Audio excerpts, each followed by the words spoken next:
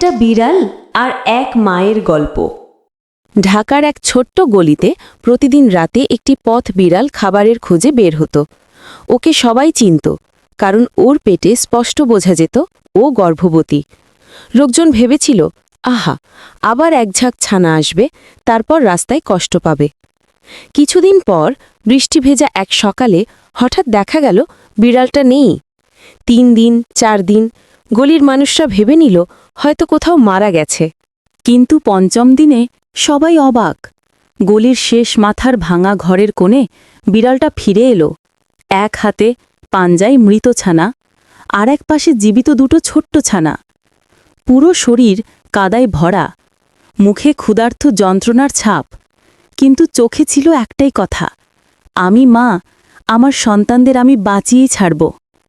লোকেরা তখন খাবার দিল, কাপড় দিয়ে ছানাদের শুতে জায়গা করে দিল। অবিশ্বাস্য হলেও সত্যি, সেই গলির মানুষজন প্রতিদিন পালা করে খাবার দিতে শুরু করল। মরার মুখ থেকে ফিরে আসা সেই 2 ছানা আজ সুস্থ আর বড় হয়েছে। আজও যারা ওখান দিয়ে যায় দেখে এক বিড়াল মাথা উঁচু করে হাঁটে, পাশে খেলে তার 2 সন্তান। মানুষ বলে, ভালোবাসা শুধু মানুষের নয়, মায়ের ভালোবাসা সৃষ্টির সব প্রাণেই সমান।